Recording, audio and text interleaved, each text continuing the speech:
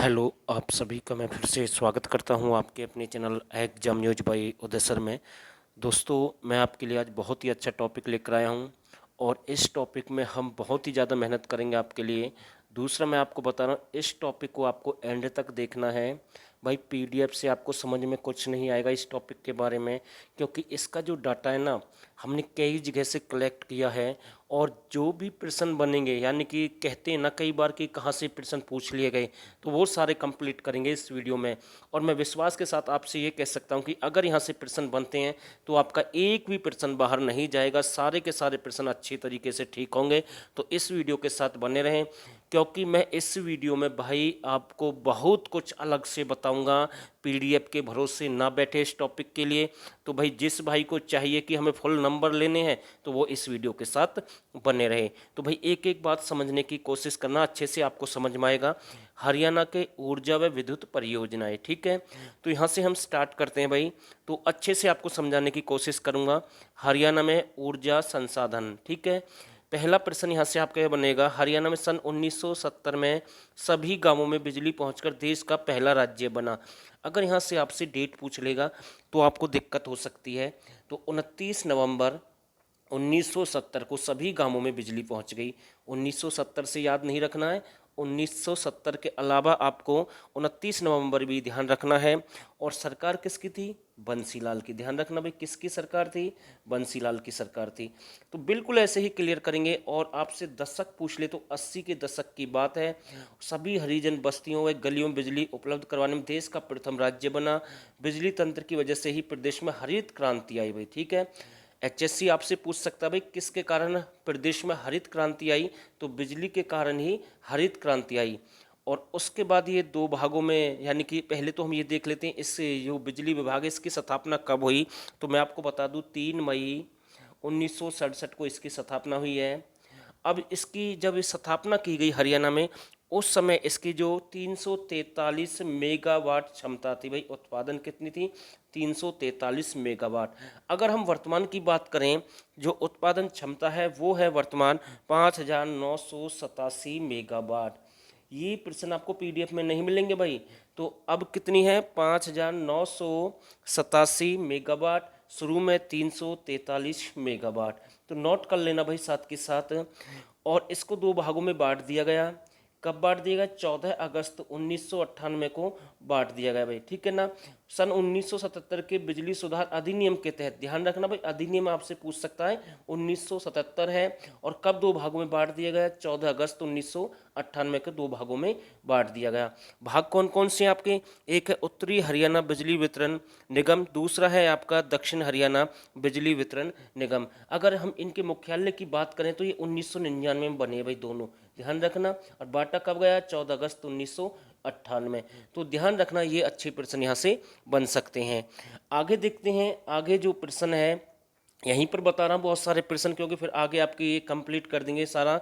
जो अच्छे अच्छे प्रश्न वो एक साथ आपको शुरू में ही बता रहा हूँ। अगला जो प्रश्न है, हरियाणा का राज्य का प्रथम ऊर्जा पार्क। तो भाई ये आपका नौल था भाई, कौन सा? नौला था ऊर्जा पार्क है भाई, ठीक है। और ये आपका पानीपत में है, पहला ऊर्जा पार्क है। अगर हम वर्तमान की बात करें तो कितने ऊर्जा पार्क हैं? 20 पार्क हैं। तो मतलब कि ये बहुत जो मेन फैक्ट है वो हमने कंप्लीट कर दिए हैं। आगे देखते हैं अब आपके कौन कौन से अच्छे प्रश्न बनेंगे। तो भाई वीडियो के साथ आप सभी बने रहें।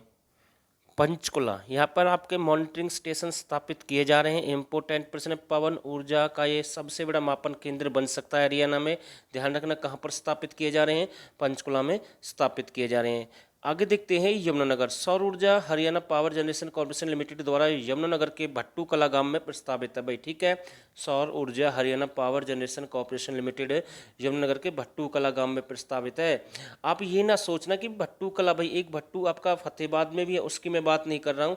तो ये कहाँ पर प्रस्तावित है? आपका यमुनानगर में प्रस्तावित है। एक दीन बंधु छोटूराम तापीय विद्युत केंद्र है, जिसकी क्षमता कितनी है भाई? 600 मेगावाट है। और अगर आपसे इसकी स्थापना पूछ लेना, दीन बंधु की जो छोटूराम है, इसकी स्थापना कब हुई है? तो 14 अप्रैल और 2008। कब हुई है? 14 अप्रैल 2008 को स्थापना हुई है। और 600 मेगावाट है भाई।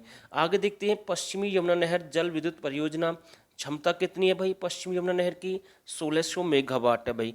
कितनी है? 1600 मेगावाट है। और इसकी जो डेट है ना, मैं आपको बता रहा हूँ 1977 भाई, ठीक है ना, 1977 में इसकी स्थापना हुई है। और कई बार मैं आपको बता दूं, ये आपको 77 ऑप्शन में नहीं मिलेगा तो सीधा क्या मिलेगा? 70 मिलेगा भाई, ध्यान रखना। वैसे ये 77 बिल्कुल सही आंसर है इसका, तो बिल्कुल राइट आंसर है।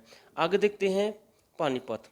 पानीपत तापीय विद्युत केंद्र आसान गांव में भाई, कहाँ पर है ये? आपकी विद्युत परियोजना आसान गांव में है और इसकी क्षमता कितनी है? 1367 मेगावाट है।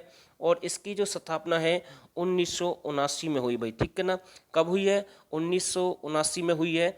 इम्पोर्टेंट प्रश्न भाई, आसान सिवाय के नाम से आता है कई बार, आसान सिवाय गांव कहाँ पर है? तो ध्यान रखना, ये भी इम्पोर्टेंट प्रश्न है बिल्कुल। सोनीपत, बहुत ही अच्छा प्रश्न है। सोनीपत ककरोई सूक्ष्म जल विद्युत परियोजना ककरोई गांव में है और क्षमता भाई 300 मेगावाट है भाई। कितनी है? 300 मेगावाट है। और कई बार ना आपसे किलोवाट में पूछ लेगा तो 100 किलोवाट ऐसे करके भी आ सकता है, तो 100 किलोवाट करके 4 प्लांट बन जाते हैं। ये भी यहाँ पर प्रोजेक्ट है आपका, इससे आगे बढ़ा रही है सरकार, तो ध्यान रखना। वैसे स्थापना 1999 में हुई है इसकी। जो इम्पोर्टेंट फैक्ट है वो सारे कंप्लीट करेंगे। झज्जर का देखते हैं। अरावली इंदिरा गांधी तापीय विद्युत परियोजना, ये झाडली, जी हाँ बिल्कुल यही शब्द एग्जाम में आया था भाई। कहाँ पर है? झाडली में है भाई, ठीक है। और ये आपकी जो अरावली है, आपसे पूछ ले भाई झाडली है कहाँ पर, तो झज्जर में है भाई। कहाँ पर है? झज्जर में है ये आपकी परियोजना। और 1500 मेगावाट की है भाई। कब की है? 1500 मेगावाट की है। इम्पोर्टेंट है।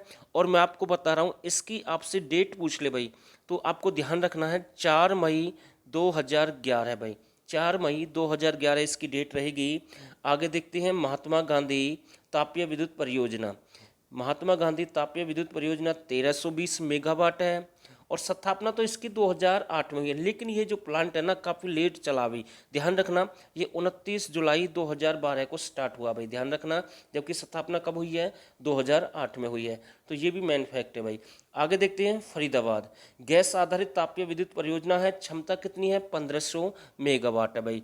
ये किसकी हम बात कर रहे हैं? फरीदाबाद की बात कर रहे हैं। तो ये भी इम्पोर्टेंट प्रश्न है भाई। और एकमात्र गैसीय विद्युत परियोजना भाई ये हरियाणा की, तो अच्छा प्रश्न है। आगे जो प्रश्न आपके सामने, गुड़गांव और महेंद्रगढ़ में मॉनिटरिंग स्टेशन यहाँ पर भी स्थापित किए जा रहे हैं। जैसे पंचकुला में पवन ऊर्जा स्तरों को मापने के यंत्र बनेंगे, क्योंकि ये जहाँ भी स्थापित किए जा रहे हैं, मैं आपको बताता हूँ, पहाड़ी क्षेत्र की हम बात करें वहाँ पर ये सारे स्थापित किए जा रहे हैं।